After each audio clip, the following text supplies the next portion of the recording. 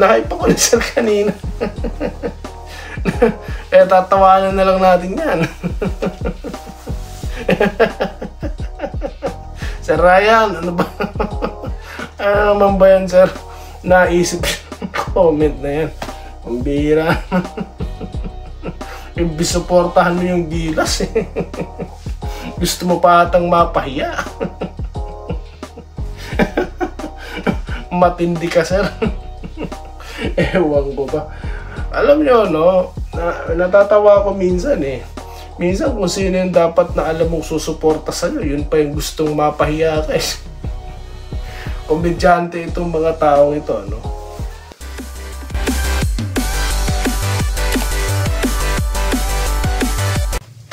Yo, what's up guys? Welcome back dito sa Dendigado, TV Sports. Well, ang ating pag-usapan guys ay ito. Gilas Pilipinas, okay. Babakbakan, lalabanan at babawian itong Chinese Taipei dyan po sa kanilang unang laban dyan sa Saudi, alright? At mga pa-shoutout, bago po yan, magpapasalamat muna ako sa inyo, mga subscribers, followers ng Facebook. At ganoon din po, no? Tayo po road to 18K na po. Kaya sa mga hindi pa po nagsasubscribe, kung ayaw yung mga fake news, no? Ito po ang channel na bumabakpak dyan. Kaya po, pindot na, subscribe na guys, alright? So, bilisan na po natin ito. Gilas Pilipinas po, naka-ready na po sila, no? Na bawian itong Chinese Taipei. Bakit man babawian? Kasi nga po, tinalo tayo niyan, di ba? Sila ang dumumi sa kartada ng Gilas noon. Okay? Kasi nga po, during that time, may mga kalakasan silang player, di ba? Na ngayon, nandyan pa yung mga pieces na yan, okay? At di lang yan, no? Meron pong concern si Coach Tim Gon mamaya sa pagpapatuloy. Okay. Ito pong Chinese Taipei na ito, no. Kung tayo po naglaro ng tune-up games, no, na tinalo ang Macau Black Bears at ito pong kupunan ng Jordan. Ito naman pong Chinese Taipei, second runner-up, di po ba, dyan sa nakatatapos ng William Jones Cup. Okay. At yun na nga lang, di po sila pinalad ng kanilang harapin naman ang another Philippine team na SGA, okay, Strong Group Athletics. So yan lang ang tumalo sa kanila, but they finished strong, consider no, kasi nga isa lang naman ang hindi nakatalo, di nila tinalo, di ba? So yun po, talaga pong maganda, impressive, no? At hindi lang po yan guys, no? Malupit po itong Chinese Taipei dahil nag-load na po sila. Pero mo, nagdagdag pa po ng karagdagang puwersa, no? Dahil magkapatid, ito pong ni-recruit, no? O maglalaro sa kanila, sino yung dalawang yan? Ay itong si Adam Hinton, no, ng Cornell University, at ang kanyang kapatid na si Robert ng Harvard. Mga matatalino ito. Hindi lang basta ito basketballero. Taga Harvard, ha? Kaya nako po, matindi po siguro IQ niya, no? Okay, tsaka po yan, ha? US NCAA player po yung mga yan, ha? US NCAA, biruin nyo yan guys. So ganyan po katindi-tindi yan, okay? At yung mga sinabi ko po kanina, no, na mga player na yung mga players na kasamang tumalo sa Gilas ay nandyan, no? Sino ba yan? Itong sila, Brandon Gilbeck, Mohamed Al-Bachir at si Lin Ting Chien. Okay, so yan po, nandyan pa sila, nagdagdag pa. Okay, so sa Gilas naman po, we are confident naman po, no? Dahil nga po maayos naman ang kanilang preparation, no? At they know how to win, okay? Especially June Maricel, no?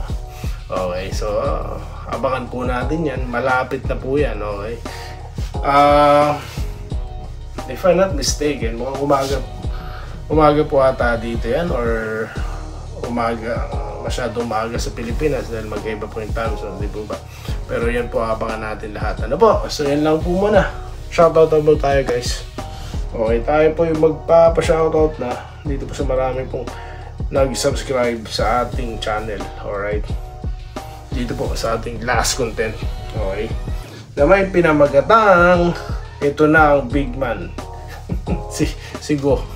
Okay. Shoutout na po tayo ha. Dito po kay Gerald Castillo, no? Nagagandahan po sa attire ni Doy TV. Aba, di naman po sa ganun. No? Di naman po. Saktong damit lang po yan. Kung nandyan si RSJ, pahiya na naman. Ano naman po, sino naman po mapapahiya na naman? Kayo po ba talaga sumusuporta sa ating bansang Gilas Pilipinas? Anong mapapahiya, no? Ano naman yan, sir? Dapat po think positive kayo. Pero kung kayo po yung naniniwala na walang ibubugay yung Gilas, no? Hindi ko po kayo pagpapawalan dyan, no? Pero nasa na inyong sense of, pagiging makabayan. Lalo na kung ikaw ay mahilig sa basketball, dapat nandito ang suporta mo. Di po ba? O di pa naglalaro, mapapahiya na. Sorry po sir pero you are talking about Gilas Pilipinas na nagbabandila ng ating bansa sa ibang bansa. Di po ba? Yung mga nagsasakripisyo. Hindi po yung tulad ng iba dyan, no, tatawagan, magkano, no? Medyo gigil po si Doy TV, Dahil itong mga players natin nagsasakripisyo, iba nga dyan, ika-ika pa eh. Tapos ganyan sasabihin nyo, no? Ayoko na. Ano pong masabi ko, no? Cool lang po tayo dito. Ganun po kapag kayo po medyo na-pump na kayo medyo tumaas na yung tension, sabihin nyo lang po, ayoko na. Ganun lang po kasi alam nyo po ang tension dyan sa Pilipinas too much high. Nakita nyo yung mga road rage yan, no? Nakatatakot po ako eh. Sa totoo lang, kaya parang ayoko na umuwi. Tatakot ako eh.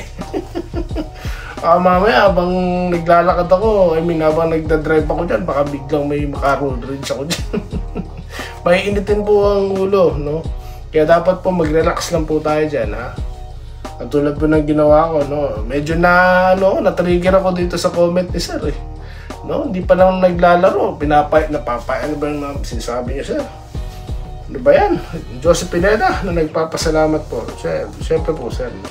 Okay. Okay, mukhang hindi ito ang ating latest content, ha? Ito pala ang ating content, no? Nanalo po ang... Ay, hindi. Ito talaga yung ating latest content, no? Okay. Sige, tuloy po natin ang pagbabasa, no? Dito po tayo kay Robert Kebiab, Gilas Day, go, go, go, Pilipinas! Alright. Dito po tayo kay Joseph Pineda. Good evening, Idol Doy, present brain. Lagi mabuhay po kayo, Idol, at more power. Pa-shoutout po kay Sir Joseph Josh Pineda. Nakasupport po yan, pati po sa ating Facebook page. Alright.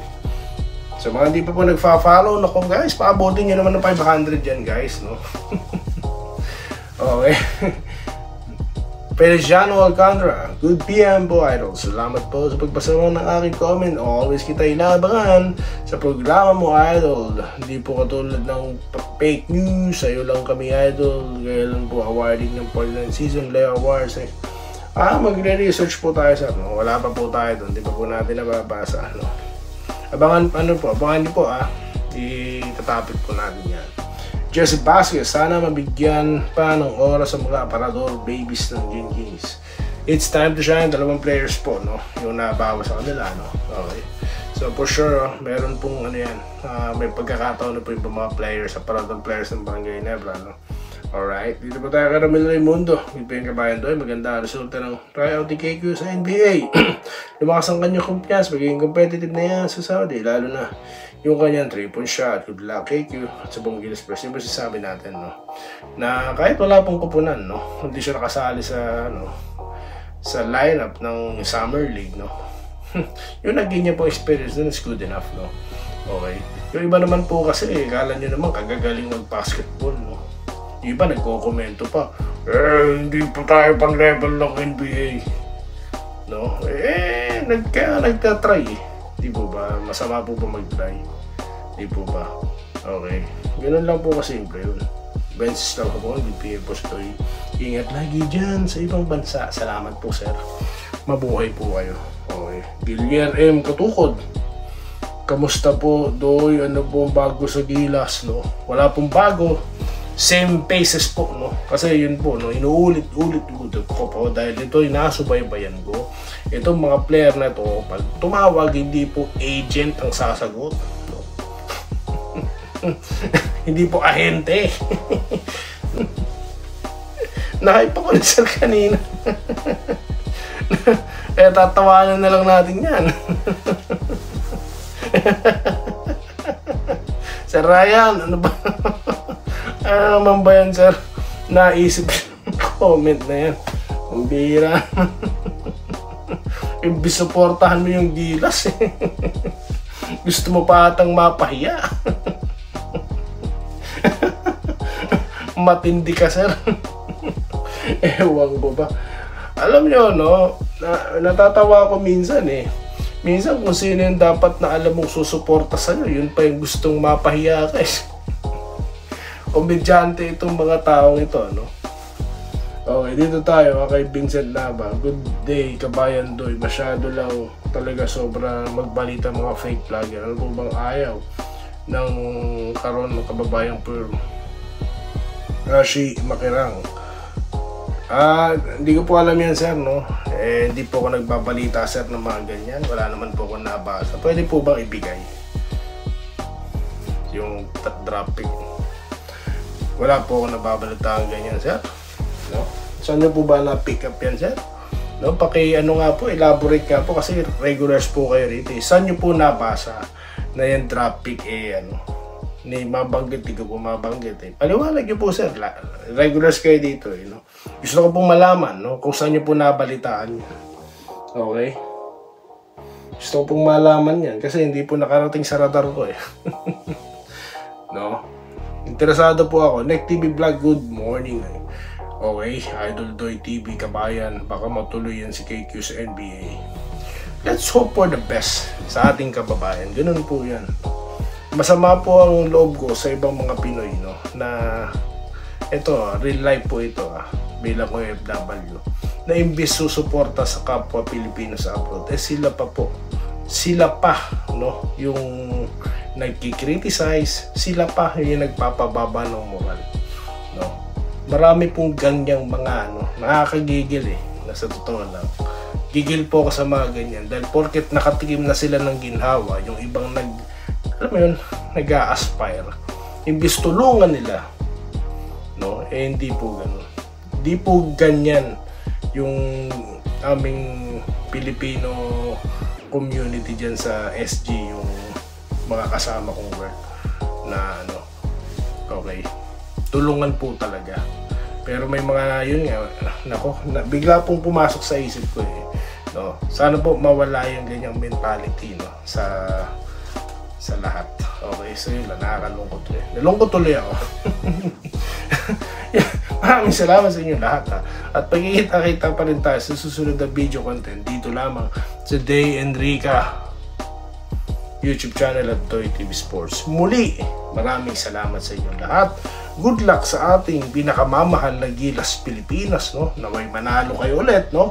Okay, maraming salamat sa inyo lahat at pagkita-kita tayo dito sa ating channel. Maraming salamat po. Mabuhay po kayong lahat.